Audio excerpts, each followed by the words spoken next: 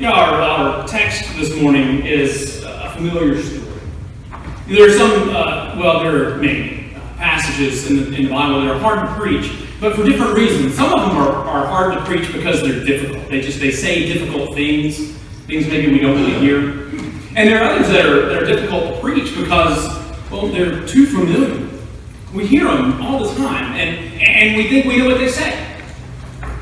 Well, I hope that today, maybe this story will say something different to you. It is a familiar story. It's familiar to the point that the phrase Good Samaritan has entered into our popular culture. If someone stops to help someone who's in need, then they're called a Good Samaritan. A Boy Scout who helps an old lady cross the street. Someone who stops to help someone change a tire on the side of the road, they're a Good Samaritan. That phrase, Good Samaritan, has become synonymous with a helpful person. And that's how we hear the story often, isn't it? I mean, there are even Good Samaritan laws in certain states, so that if you stop and help someone, you're protected from civil action or from prosecution in case something were to happen, someone were to get injured. You're still protected because you were helping out of good faith. I'm really not sure how this particular story, I'm not sure how it came to be known as the Good Samaritan. You notice that Jesus never calls him good. He just calls him the Samaritan. And really, when you think about it, to name him the Good Samaritan, it's kind of demeaning, isn't it? Well, he's a good Samaritan. Unlike the rest of them. Maybe that's what the audience was thinking. Maybe that's where the name came from for this particular parable. Maybe that's the story that those who heard the story first told. They went home and told their friends, "Hey, Jesus, he told this story today about a good Samaritan." Because, the rest of them are, criminals. Awful. Because the Samaritans they were the enemy. So let me give you a little background, a little short history lesson. King David, of course, united the tribes of Israel into one united kingdom. The kingdom of Israel and the kingdom of Judah come together as one unified kingdom. After his death, his son Solomon took over as heir. After the death of Solomon, there was, again, civil war. And the kingdom was split into two. Israel in the north and Judah in the south, which included Jerusalem. And so about 200 years later, after 200 years of mostly good relations, after that time, the northern kingdom of Israel was conquered by the Assyrian Empire. And there's something that empires do when they conquer a land. And this was true all the way until probably the 19th, maybe even the early 20th century. When an empire conquers a land, the first thing you do is you take the important people of that land and you remove them. Those who have money, those who are in power, you take them and take them back, probably to your home country, maybe to your home city. And of course you leave then those who are the poor and, the rest. And then you resettle that land with people from other lands that you've conquered. So the ruling class of Israel is taken, and foreigners are brought in to resettle that land. The area that came to be known as Samaria. The people who remained, those Israelites who remained, began to intermarry with those foreigners who were brought in. And not only did they begin to intermarry, they began to adopt their customs. They began to adopt their religious practices, their idols.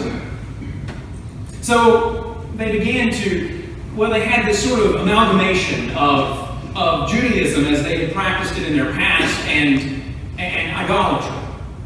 Now, eventually there was sort of a revival, a renewal of Judaism in that area, but still the hints of idol worship remained. For the most part, they still worshipped Yahweh, the God of Abraham, but those elements of other religions that had seeped in, they remained, at least in minor ways. So fast forward another 150 years or so, and then the kingdom of Judah is conquered as well, this time by the Babylonians. Same thing happens here. The upper crust, those with money, those with power, are taken to Babylon to live in exile. And they're there for about 50 years.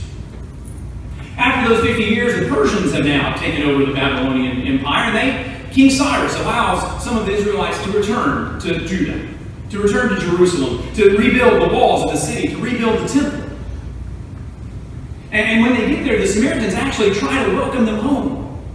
They go and they try to help them rebuild the walls. They offer to help them rebuild the temple. But those who come back, they don't want the help. They don't want these half-breeds, these idolaters, helping build the temple. And so then the Samaritans begin to actively try and prevent these returning Israelites, these returning Judites, the Jews, from rebuilding their temple. They even go so far as to send messages back to the king saying that, hey, they're trying to undermine your power. Don't let them do this. Well, eventually the Samaritans built their own temple at Mount Gerizim.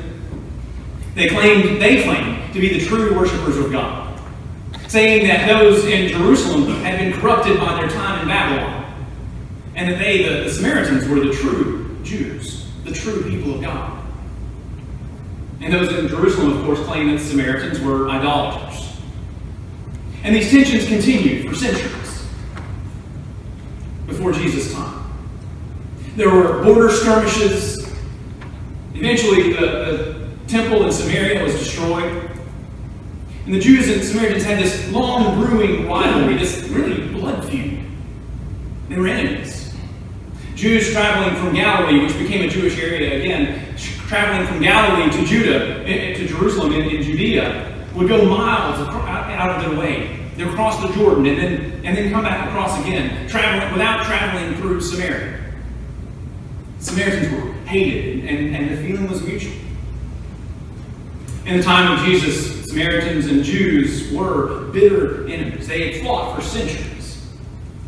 The historian Josephus says that the reason the Jews went around Samaria wasn't because they considered it unclean, it was because they feared for their lives. They didn't go through there because they were harassed, they were terrorized when they did. And now in this story, this parable that Jesus tells, the story of an injured man and the people who passed by him. In this story, Jesus does something that to his audience was unbelievable. It was scandalous. And I don't mean just using the Samaritan as the hero of the story. I want us to play a little game, okay? If you're in the early service, you can't play, because you know. I want us to play a little game. See if you can complete the set, okay? Mo, Larry, and Curly. Good job. Snap, crackle, and pop. Okay, here's a good easy one. Bacon, lettuce, and tomato. The good, the bad. Harpo, Chico, and Groucho. Oh, we're good at this. I should turn around. Okay, here's one for the younger crowd, maybe at least the younger part. Harry, Ron, and... Oh my goodness. Misty, I know you know. Hermione. Thank you, Hermione. Okay, one last one. Here's the last one. A priest, a Levite, and... I heard an Israelite. See, that's the progression. In the examples I gave, the first two presuppose the third, right? If I say Larry and Mo, you know the third is Curly, unless you're a fan of shrimp like me. You know the third thing because you heard the first two. We know the same is true of Jesus' audience. As he's there telling this story, he says a priest and a Levite, the third thing they know is an Israelite. It's like going from Larry to Mo to Curly. You know what's next. So his audience would hear this story. They hear the beginning and they know their place in the story. The priest came along, he didn't stop. The Levite came along, he didn't stop. Well, then along comes the Israelite. There I am, I'm the hero of the story. That's what I would do. I would stop and help him. But Jesus throws a wrench in the works. It's not a priest, a Levite, and an Israelite. He throws in a dirty Samaritan. Terrorist. Biblical scholar Amy Jill Levine says that this is like going from Larry to Mo to Osama bin Laden. That's how provocative it would be for Jesus' audience. That's how shocked, angry they would be to hear that story told in that way. Samaritans were the enemy. They were the tormentors. They were hated. People hearing Jesus tell this story may have thought, well, if it were me in that ditch, I'd rather die than have a Samaritan touch me. How can I live with myself knowing that one of them saved my life? How hated were the Samaritans? The lawyer can't even say the word. Jesus asks him, which one acted like a neighbor? And his answer? The one who showed mercy. He can't even say Samaritan. He can't admit that the Samaritan showed mercy.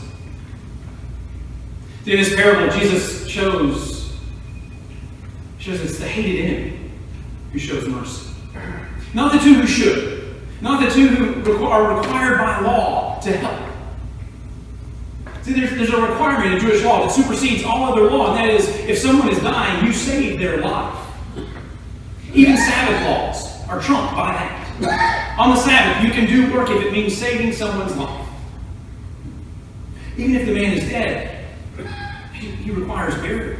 The law requires that he be buried. So what's the point? Why put the enemy as the hero of this story?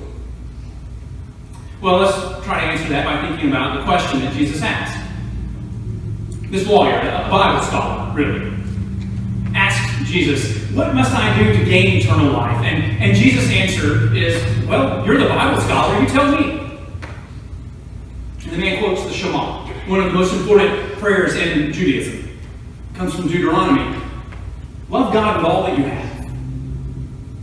And then he throws in a little bit of Leviticus as well, for good measure.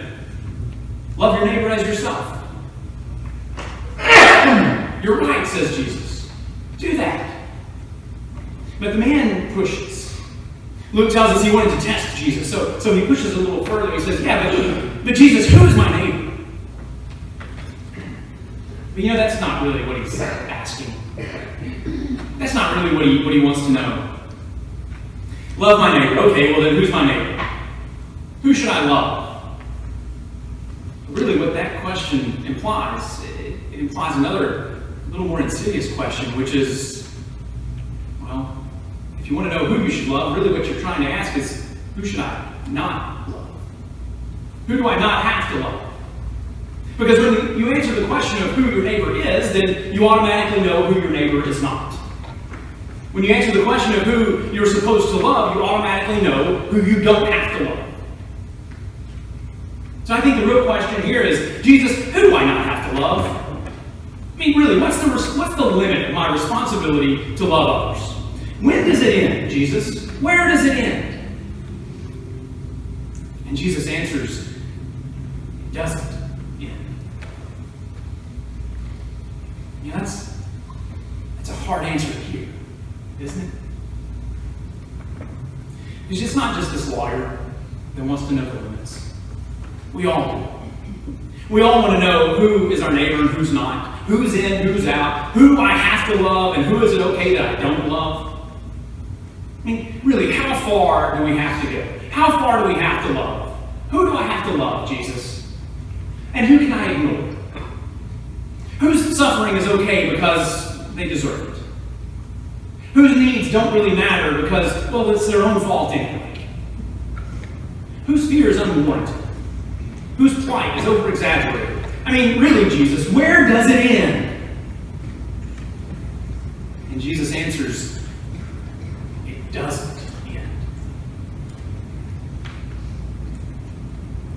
Let me ask you this question. Who are your Samaritans? Who do you find it impossible to love? If Jesus were to ask you, or if you were to ask Jesus, who is my neighbor? Who would be the hero of Jesus' parable to you? You're beat up and left for dead. Along came Coach Gus Malzahn. He saw you and he left you. Then along came an Auburn fan and he saw you and he left you. And then came a redneck Alabama fan. And he stopped. He helped. I once told a story like this. An Israeli Jew is left for dead on the road to Jericho. The road to Jericho, and Jericho being Palestinian territory. Along came a Christian on a peacekeeping mission. He saw the man and he passed by. Along came someone from the Israeli government. He saw the man and he passed by. And then along came a Palestinian Muslim, a member of Hamas. He stopped. He cared for him.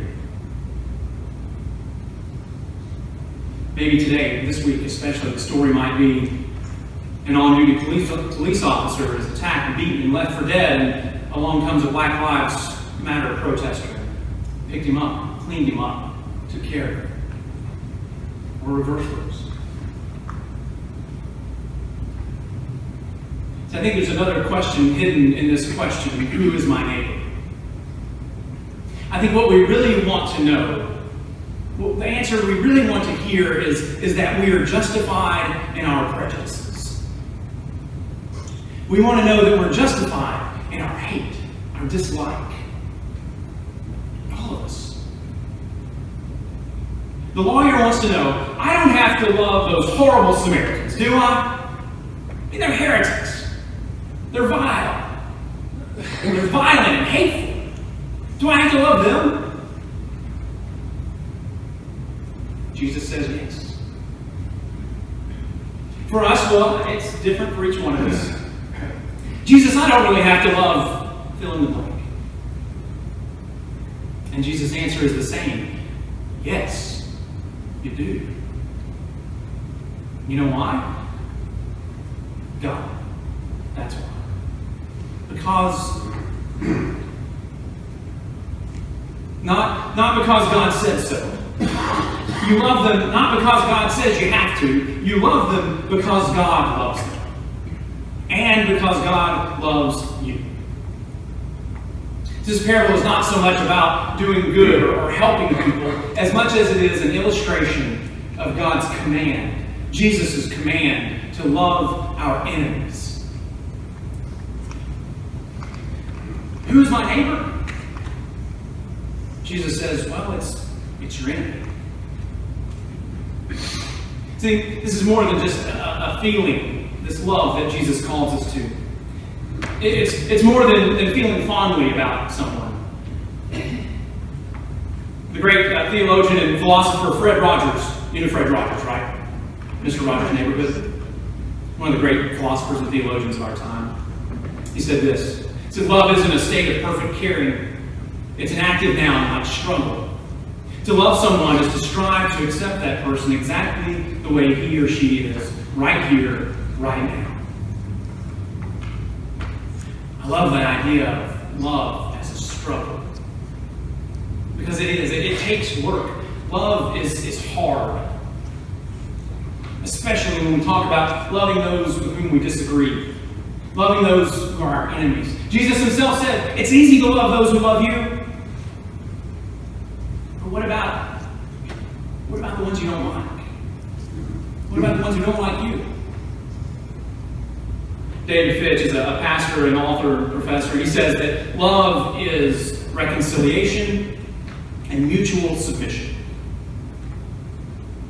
You know, those things take work. Reconciliation, rebuilding relationships, building relationships, takes work. Mutual submission, submitting to another person and they submitting to you, it takes work. It takes humility. It takes listening.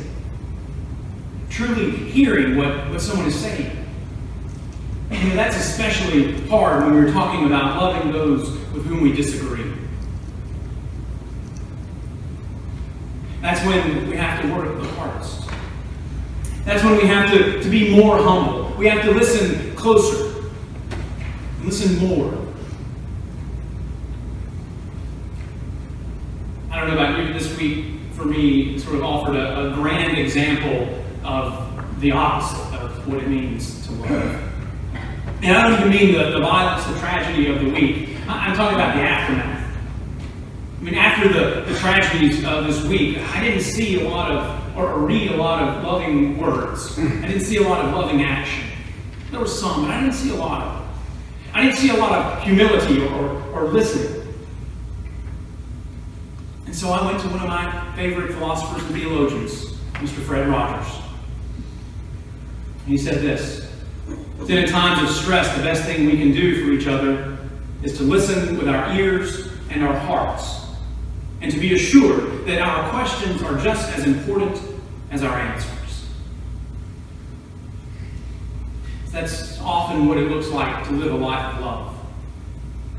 It's what it looks like to love our enemy. Listen. And I don't know about you, but I learned in kindergarten that you can't listen if you're talking. So we listen. And we hear what people are saying. And we realize that we don't have to have all of the answers to the very difficult questions. Sometimes the questions are more important. And that takes humility. To admit that you don't know. Jesus calls us to love. To a life characterized by reconciliation, by mutual submission. And so I ask you again, who are your Samaritans? Who are our Samaritans? As Christians in America, who are our Samaritans? As me, Scott Coates, here in Florence, Alabama, who are my Samaritans? Because Jesus is calling us to them, to see them, to hear them, to go to them, to seek reconciliation, rebuilding relationships, building new relationships. Jesus is calling us to love one another, to act like a neighbor, even to our enemies.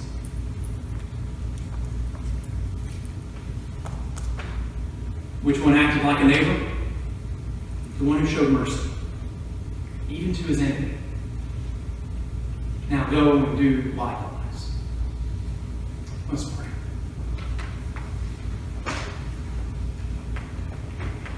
God, we thank you for the example of love we have in Jesus. We thank you, Lord, for those difficult words. The words that are so hard to live up to in this, the real world. Love your enemies. Now we pray for your grace.